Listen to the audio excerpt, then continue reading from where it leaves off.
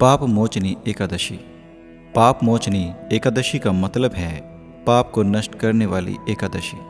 इस दिन भगवान विष्णु की विधि विधान से पूजा की जाती है। हिंदू धर्म में एकादशी का विशेष महत्व है। यह दिन भगवान विष्णु को समर्पित है।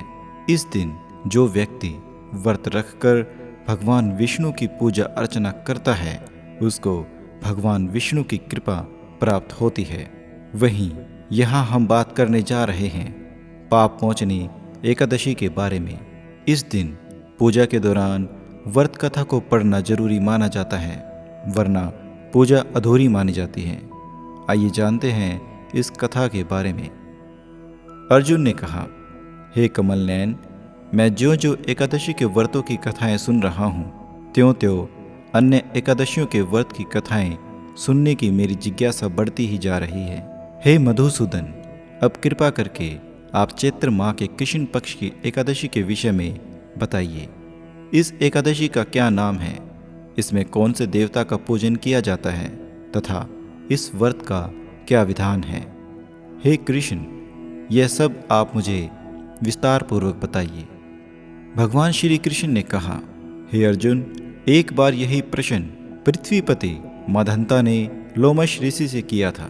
जो कुछ लोमश ऋषि ने राजा माधांता को बताया था वही मैं तुमसे कह रहा हूँ। राजा माधांता ने धर्म के गुप्त रहस्यों के ज्ञाता महर्षि लोमेश से पूछा, हे ऋषि, मनुष्यों के पापों का मोचन किस प्रकार संभव है? कृपा करके ऐसा कोई सरल उपाय बताइए जिससे सहज ही पापों से छुटकारा मिल जाए।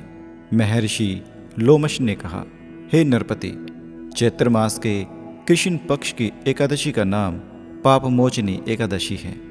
उसके व्रत के प्रभाव से मनुष्यों के अनेक पाप नष्ट हो जाते हैं। मैं तुम्हें इस व्रत की कथा सुनाता हूँ, ध्यानपूर्वक श्रवण करो। प्राचीन समय में चैत्र रथ नामक एक वन था। उसमें अप्सराएं किन्नर के साथ विहार किया करती थी। वहाँ सदैव वसंत का मौसम रहता था, अर्थात उस जगह सदा नाना प्रकार के पुष्प खिलते रहते थे। कभी गंधर्व कन्याएं विहार किया करती थी, कभी देवेंद्र अन्य देवताओं के साथ क्रीड़ा किया करते थे। उसी वन में मेधावी नाम के एक ऋषि भी तपस्या में लीन रहते थे। वे शिव भक्त थे। एक दिन मंजू घोषा नामक एक अप्सरा ने उनको मोहित करके उनकी निकटता का लाभ उठाने की चेष्टा की। इसलिए वह कुछ दूरी पर बैठ वीणा बजाकर मधुर स्वर में गाने लगी। उसी समय शिव भक्त महर्षि मेधावी को कामदेव भी जीतने का प्रयास करने लगी। कामदेव ने उस सुंदर अप्सरा के भ्रू का धनुष बनाया, कटाक्ष को उसकी प्रत्यंचा बनाई और उसके नेत्रों को मंजू घोषा अप्सरा का सेनापति बनाया।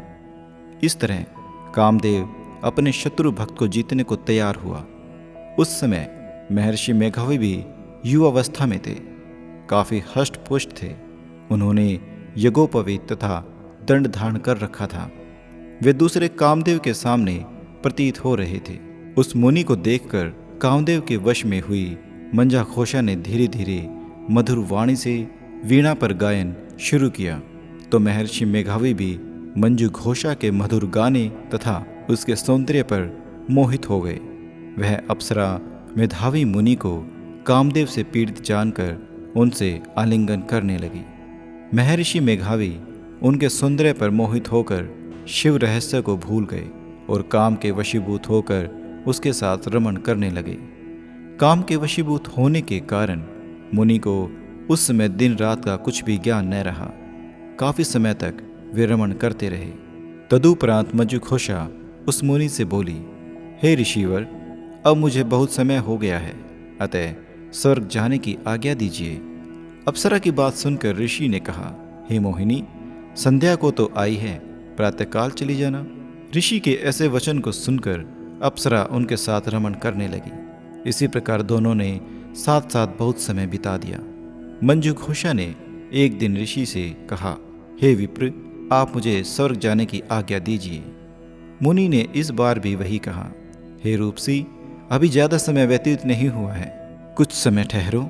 मुनि की बात सुनकर अप्सरा ने कहा, हे ऋषिवर, आपकी रात बहुत लंबी है, आप स्वयं ही सोचिए कि मुझे आपके पास आए कितना समय हो गया है, अब और ज़्यादा समय तक ठहरना क्या उचित है?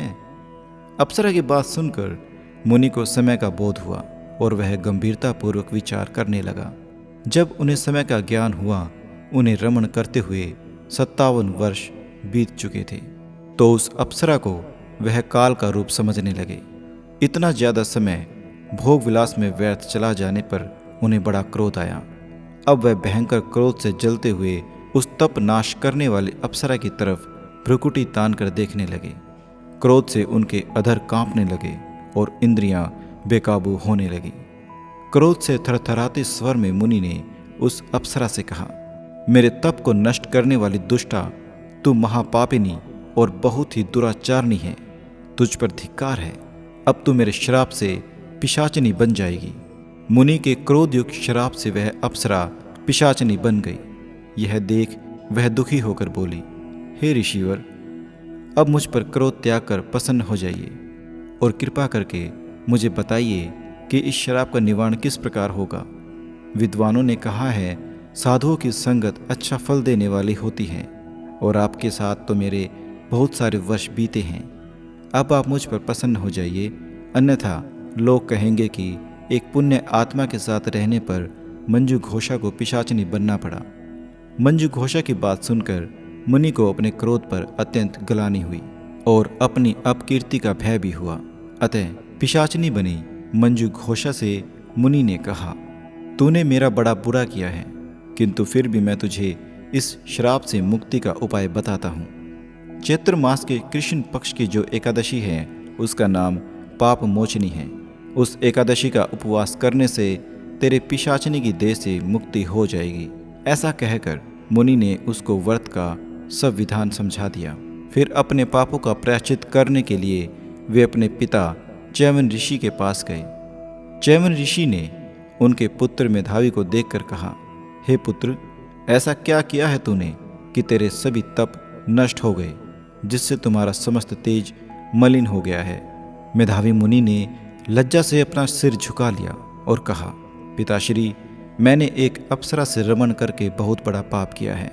इसी पाप के कारण संभवतः मेरा सारा तेज और मेरे तप नष्ट हो गए हैं। कृपा करके आप इस पाप से छूटने का उपाय बताइए। ऋषि ने कहा, हे पुत्र, तुम चैत्र मास के कृष्ण पक्ष की पाप मोचनी एकादशी का विधि पूर्वक विधान करो, उसकी भक्ति करो। इससे तुम्हारे सभी पाप नष्ट हो जाएंगे। अपने पिता के द्वारा बताए गए वचनों को सुनकर मेधावी मुनि ने पाप मोचनी एकादशी का व्रत विधि पूर्वक किया। उसके प्रभाव से उसके सभी पाप नष्ट हो गए। मंजू घोषा अप्सरा भी पाप मोचनी एकादशी का उपवास करने से पिशाचनी की देह से छूट गई और पुनः अपना सुंदर रूप धारण करके स्वर्गलोक में चली गई। लोमश मुनि ने कहा, हे राजन, इस पाप मोचनी एकादशी के प्रभाव से समस्त पाप नष्ट हो जाते हैं। इस एकादशी की कथा के श्रवण व पठन से हजारों गोदान करने वाला फल प्राप्त होता है।